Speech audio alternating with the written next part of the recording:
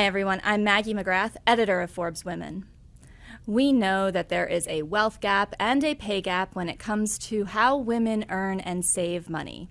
There are a ton of systemic issues and policy failures, frankly, that have led to this state of being. But in a new book, Katie Gatti Tassin argues that there are steps we can all take to better secure our financial futures. That book, Rich Girl Nation, is out now, and Katie joins us. Katie, thank you so much for being here. Maggie, thank you for having me. I'm so happy to be here. As a former personal finance reporter, I dug into this. I love it. We'll get into all the nitty-gritty, but for folks who aren't familiar with your story, can we rewind? Because you kind of fell into personal finance a little bit accidentally. Yeah, I became interested in personal finance for, I think, the same reason that every hobbyist becomes interested in personal finance, which is just out of sheer necessity. So I was earning a paycheck every 2 weeks. It would come, it would go, and I kind of, 6 to 12 months into working full time, started to realize I'm kind of on a treadmill. Like, I'm giving this place the best hours of my day, the best days of my week, the best, weeks of my year, years of my life. And if I don't figure out how to manage money, this isn't going to end well for me. So I dove in head first, started just learning as much as I could.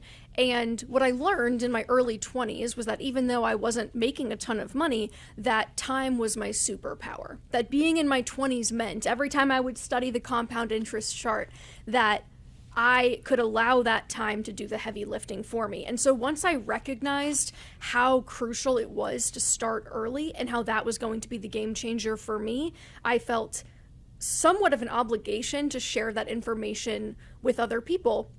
So that was around 2018, 2019. I was kind of casually blogging about it, but it wasn't until the pandemic in April 2020 that I had a lot of time on my hands as a single childless woman living in a medium cost of living city, just, padding around my apartment all day long, that I decided to really, I'm going to actually make this into like a real project. So I bought the URL moneywithkatie.com, and here we are. Few steps in between, including an acqui-hire by Morning Brew, and you have hundreds of thousands of followers. But one of the things that I think is most refreshing about the way you talk about personal finance is something that I struggled with as a personal finance reporter, which is as you get deeper and deeper into the advice, you start to see all the cultural, societal, systemic issues that prevent women from earning, saving, and building wealth in the same way that our male counterparts do.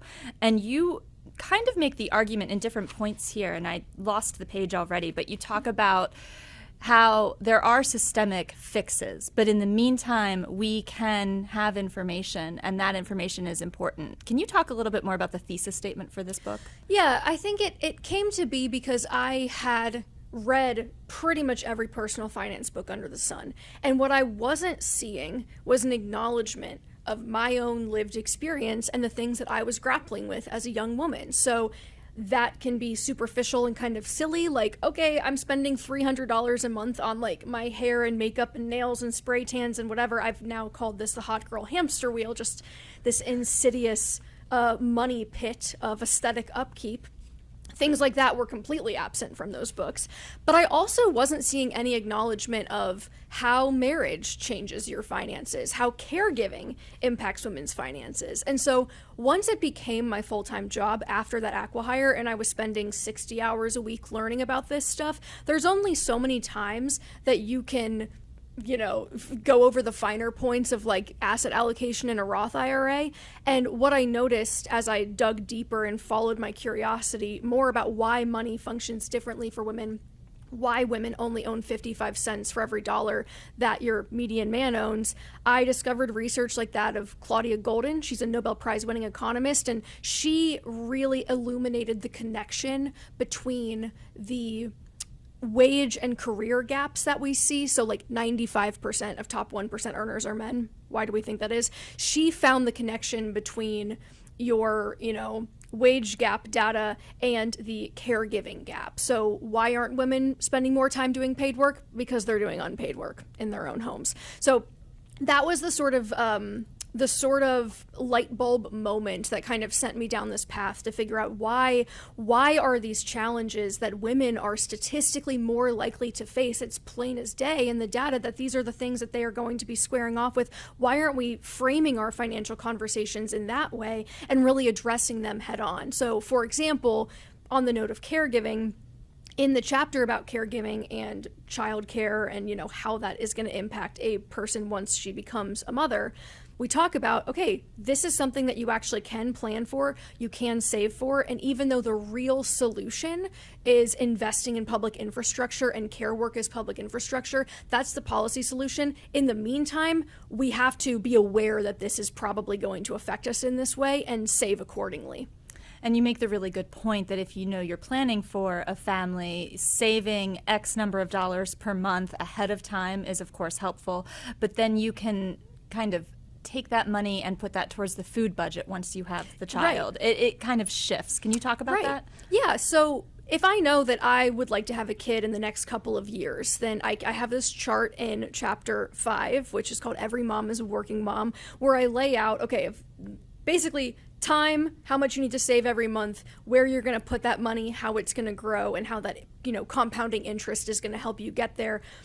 And then, you know, hopefully you're doing this with a partner who is also sacrificing and saving to do this with you. So here's how that's going to shake out for both people in a couple.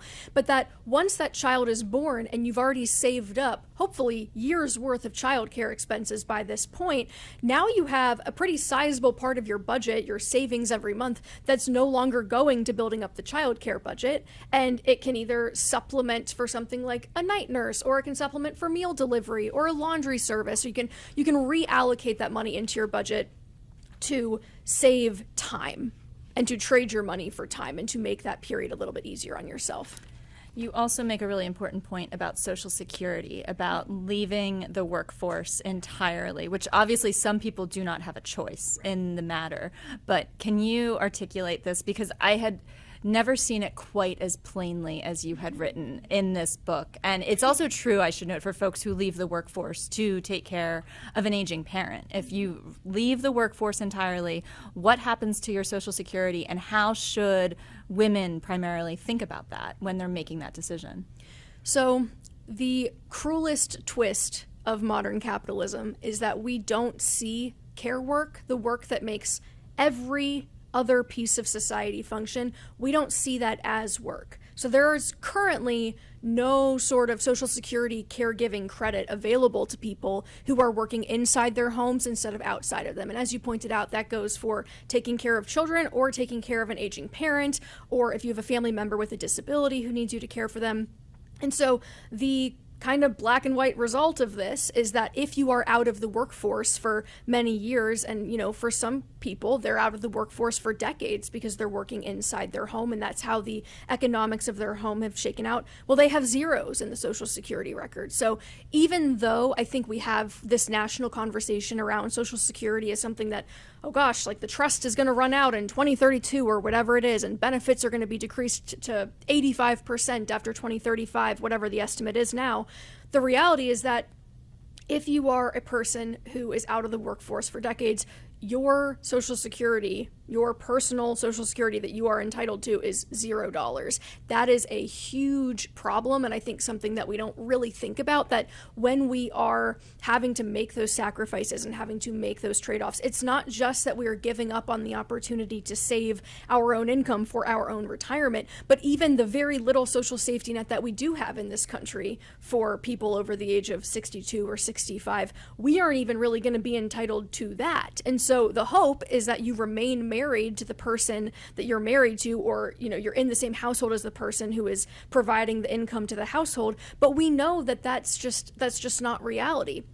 And something like, oh gosh, I think that the women over 65 who get divorced are 56% more likely to end up in poverty as a result of it. Women are something like 65% more likely to leave paid work to care for a family member, because that's how the economics of their household shakes out. So it's a real threat to the long-term, you know, financial viability for women.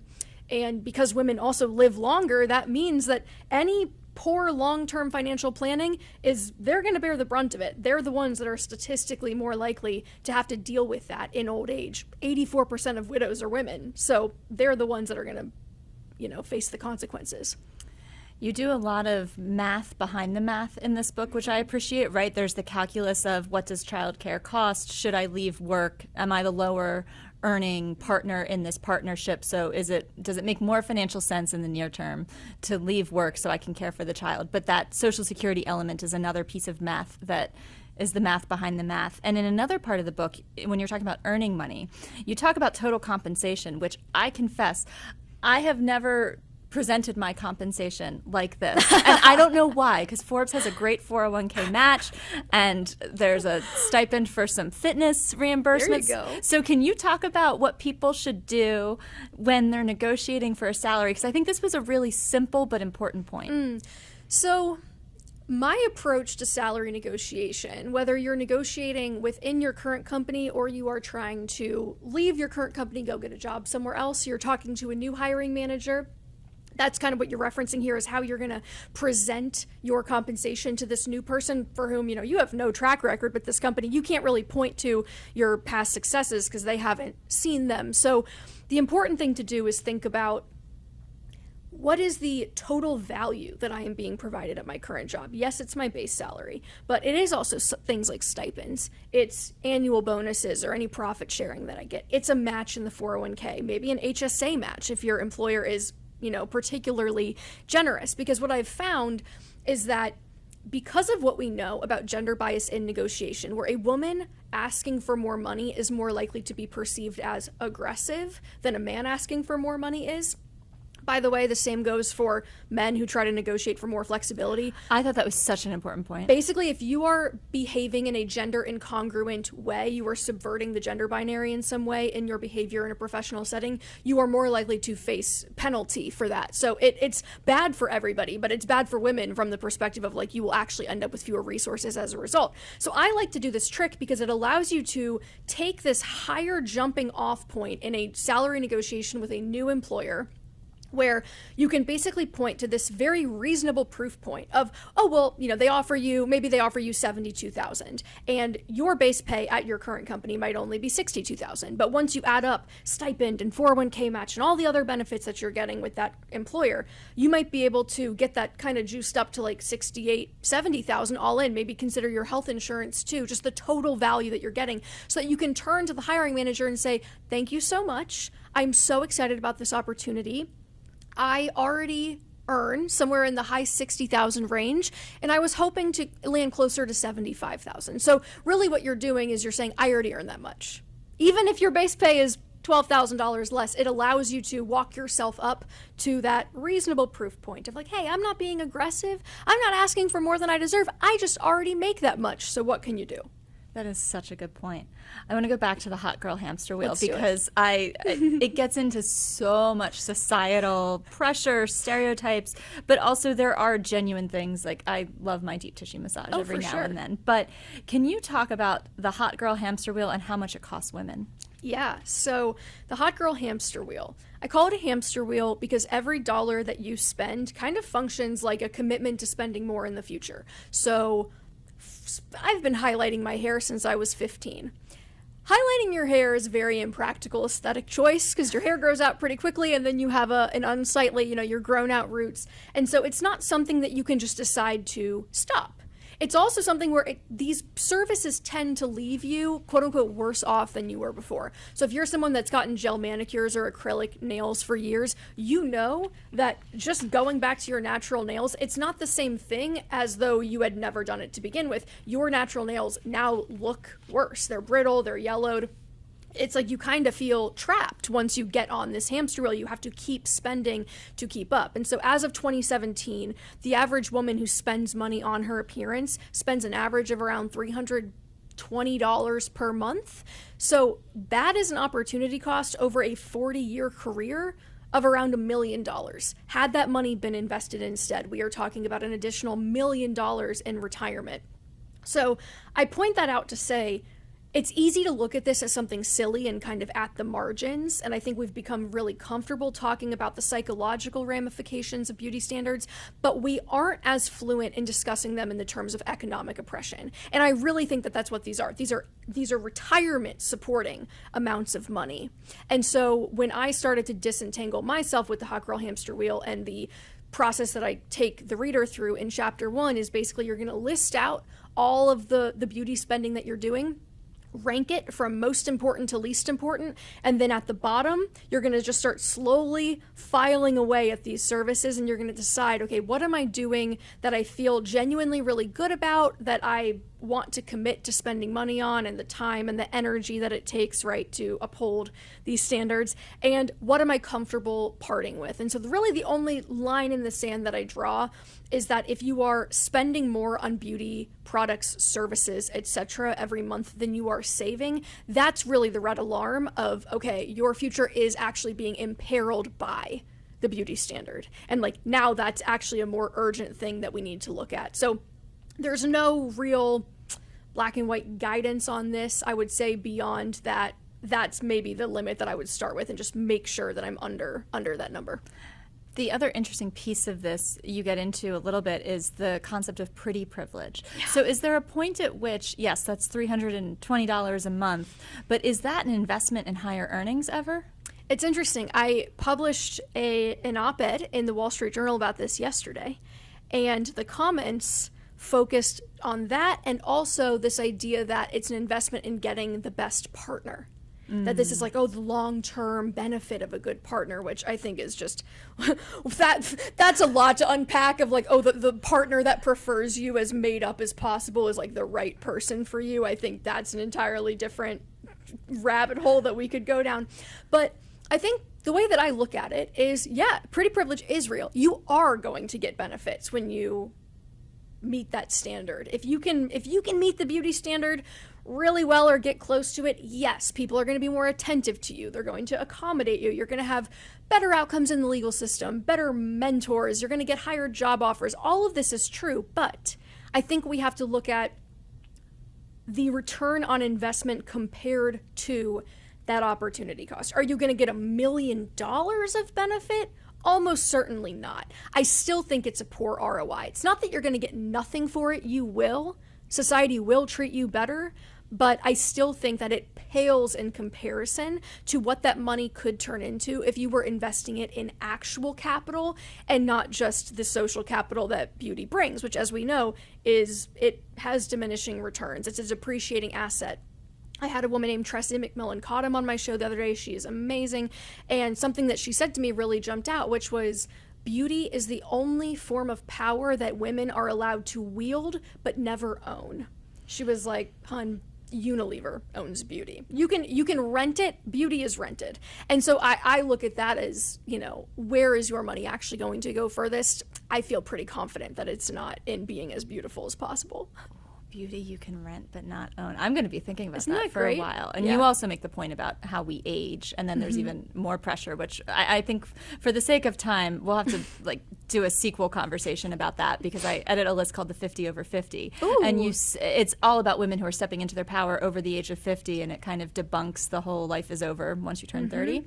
But you also see within that list people who look younger than 50, and some of the comments are like, she can't possibly be over 50, and it gets into this whole how we value women, right? The pressure, the constant pressure. And you and I were talking before we started recording about, you can step off the hamster wheel, but if you step off entirely and the rest of society doesn't join you, that doesn't create societal change. Yeah, there's a bit of game theory at play, right? Because of course it's better for everybody if everybody opts out, but if you're the only one opting out, then it can feel like you are disadvantaging yourself in a way that nobody else is. But that's why I look at beauty and spending on beauty as a really unique example of a place where you kind of see the individual choice and the systemic change intersecting with one another, because there is a bit of a paradox at play where every single woman who opts out in some way, big or small, whether that's I'm going to let my hair go gray or I'm not going to get Botox and filler. The number that I quoted earlier, the $300 a month, that was from 2017. way before the cosmeceutical industry exploded for, women under 30 years old that are getting Botox. So in any case, every person who opts out, that means that incrementally less pressure is going to be exerted on every woman that she comes into contact with. So Jessica DeFino does wonderful work on this. She's a beauty culture critic, and she talks about how the way that beauty standards work is that the more people who labor to uphold a norm, the more crystallized it becomes in what we expect from women to just receive basic human dignity. So even though opting out might feel personally disadvantageous, I do like to think of it as, yes, but every woman who looks at me is not going to feel pressure to run out and get Botox now. Every woman who looks at me is not going to feel XYZ. So I do think that we are able to influence one another with our decisions. I mean, humans are social animals. That's how it works. You probably only feel like you need those things because you saw other women with them. So I do think that the more we can talk about these things frankly and talk about the way that beauty standards are oppressive for everybody, the better shot we have at convincing more people to opt out and kind of liberating ourselves from all of it. The way you thread the needle between personal finance and the collective responsibility is, I think, one of the things that makes this book so refreshing to read in 2025. The other piece that I don't think I had ever seen articulated in quite so much detail was around prenups. And Yes. I do want to ask you about why you felt it was necessary, A, to include so much information about the details of commingling assets, which I was just like underlining like crazy because some of this I hadn't considered before. But let's start with why you wanted a whole chapter really dedicated to this. If you knew how many women in their 40s and 50s emailed me, how many emails I have received over the years from women who are getting divorced, who are starting over, who had no idea what they had or didn't have together, or found out that their husband was in a lot of debt and it was a shock to them that it was now going to be half theirs because they were getting divorced in the state of Texas or the state of California, you would be sick. I began to see that legal step of marriage as one of the most impactful in our financial journeys, particularly as women. Everything changes once you get married, once you sign on the dotted line. I have a favorite divorce attorney, and he says that marriage is the most legally significant thing you will ever do other than die, and you don't get so much as a pamphlet of like, here's what just happened to your rights. So the rule of thumb that I always kind of like to toss out there is after the date of marriage, anything that either of you earn, borrow, or buy will probably be treated as joint property if you ever get divorced someday. So I know plenty of couples who choose to have completely separate finances. They manage everything separately. They don't even really talk about money. It's kind of like a don't ask, don't tell. But the problem is that if you are the one in the relationship that's like saving and investing diligently and your spouse is forwarding every paycheck to DraftKings and someday you two split up, they're going to get half your savings too. So separation of finances in marriage is a little bit of an illusion. And so I talk about the prenup in terms of this is the contract that essentially would have been in that pamphlet had you been handed one. So it's important to know what the marriage and divorce laws are in your state. But if you want an opportunity to influence the terms of that contract, the prenuptial agreement is the time to do it. And it is most critical for people who think that at some point they might want the option to leave paid work to work inside their home instead of outside it. Because in a prenup, you can specify and outline terms for spousal support should that marriage ever end. So, okay, if this is how long I'm out of the workforce and this is how many children we have, I mean, you can be extremely creative. This is how much I will receive in income after we divorce, and this is for how long. I interviewed a divorce attorney who basically told me judges are not super kind about spousal support. So if you are together for 30 years and you get divorced when you're 55, 60 years old, you're probably going to be told you get 6 months of very minimal spousal support. Get a job. And I don't know if you've ever tried to get a job at 60 years old after you've been out of the workforce for 30 years, but it's not easy. So that's something that I think is just a common sense step that people can take. And because of what we know about the fact that women are more likely to leave the workforce than men, it just makes sense for women to protect themselves legally in that way. You also talk about a postnup, because I'm sure there's some people who read you, listen to you, and might be watching this who think, oh, shoot. Would have been nice, huh? Right. Hop in my time machine. So if you were to give one or two quick tips about if someone's having that oh shoot moment, what would they be? So today is my 4-year wedding anniversary. Oh, congratulations. My husband is an attorney, and we didn't get a prenup. We talked about it. We had the best of intentions. We were like, yeah, of course we're going to get a prenup. It just makes sense. Legally common sense. And then we just never got around to it. So if you are like me and you're just now floating by on a joint checking account in a prayer being like, hope for the best, babe, the postnup is a great alternative. The only challenge with a postnup, which it really works very similarly to a prenup, you both go get your own attorneys, you draft it together, you have, separate legal representation who can make sure your interests are represented. The only challenge with the postnup is that sometimes in some states they face issues of enforceability. So it's harder to enforce a postnup than a prenup because you're already married when you write the contract. So you don't really have the counter leverage of if you sign this contract, then I will marry you. If you're already married, it's a little bit trickier. But any good, family lawyer in your state should be able to help you with this and kind of walk you through the details. But it is really critical that you meet with a real lawyer and don't kind of DIY it, because enforceability around these types of agreements is one of the biggest challenges that people run into if there's any whiff of unfairness or lopsidedness in this sort of contract. So you definitely want to talk to a lawyer who is well versed in the laws in your state. And the book goes into more detail on that. And I just to pull back, as we talk about stepping off the hot girl hamster wheel, protecting yourself legally, investing your assets, you have all these tips. What do you hope people take away from this book? Or is there an outcome that you imagine from your prototype reader? I hope that this book widens the aperture for people so they understand that the issues that they are facing that might feel really personal and really individual to them are A, systemic, downstream of decisions that our government has made about the way that society is going to work, but that B, this stuff is not rocket scientist. That this stuff is not rocket science, that they are capable of learning what to do, implementing these ideas, and I hope that they get started quickly, because the best time to start investing was yesterday. The second best time is today. So I hope that they feel empowered and educated and excited about their futures and excited to take action.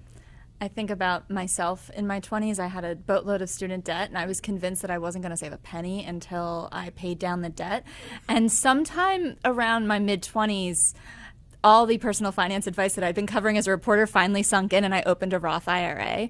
And today that Roth IRA has more money in it than I ever would have imagined at 25. So compound interest is math, but it's also a little bit magic. Now, when we talk about investing, I think this is an important point, because in the investing chapter, you kind of grapple with participating in a capitalistic society while criticizing it. And we are Forbes. We are, a lot of our stories champion entrepreneurial capitalism. So part one of my question is, how do you recommend people engage with investing if they have genuine critiques of capitalism and the markets as they exist? Yeah. Well, the first thing that I would say is that opting out on its own, just not participating, not investing for your future, isn't going to do anything to make the world a better place. It's just going to make your individual life more difficult. So this is, in my mind, as somebody who has been outspoken anti-capitalist, is we kind of have to just hold our noses and do it. We don't want to become, I will say, not a liability, but we don't want someone else to have to take care of us someday because we neglected to plan for our own futures, because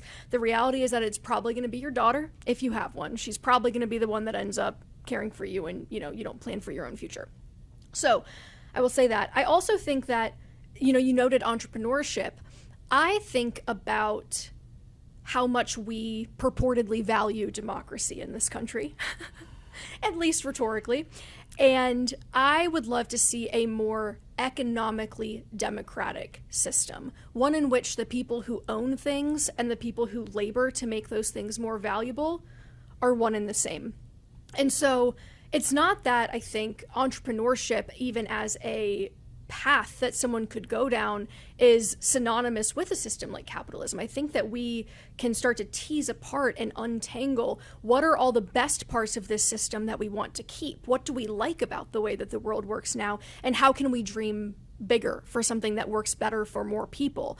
65% of Americans own nothing. Their net worth is effectively zero, which means a majority of Americans are not benefiting from this system. And I think that it's time that we start to think bigger about how we can make a better future for all of us and how we can develop a system that works for everybody and works a little bit better.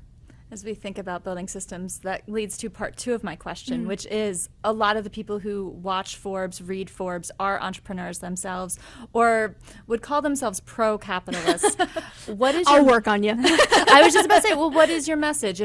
What is one thing you would want the Forbes audience to know, either from your book or from what you've learned about making small, meaningful changes to big, thorny, systemic issues? Guess I would say look around. Do you think that this is working? Do you really feel like this is working well? Because I think that even if you consider yourself a winner in this system, I'm very lucky, right? I'm 30 years old. I am top 1% 30-year-old. So I had every advantage in life, right? I had college-educated parents who put me in private school, who told me I could do anything, who funneled all these resources into me, and then I worked my ass off. Now I'm here, right? I still feel as though when I look around and see the world that we live in, that, I mean, if you have to witness suffering and poverty every single day in your life, that is going to take a toll on your soul. There's no amount of money that you can spend to insulate yourself from that. So I would just say, look around. Do you feel like it's working, or do you feel like we could think bigger, think better? I think entrepreneurs, that's their gift, right? They have the vision to think bigger and better. So I would just say apply that same vision to the world around us, and is this really the best we can do? Do we want to be complacent? I don't think so. And you are an entrepreneur at heart, whether or not it feels like it on a day-to-day basis. I know the book literally just came out, so this is your focus, but as you think bigger, what's next? If we were to speak 1 year from now, what would you want to be able to report to me? I want to write more books. You want to write more books? Yeah, I want to write a book of essays. Really? I love writing. Yeah, I mean, I think that there are a lot of people who have online platforms that want to use the book as marketing for their actual business. I'm trying to do the opposite. I'm like, I want the business to be what I can use to get more book deals. I want to write. Yeah, I want to write a book of essays.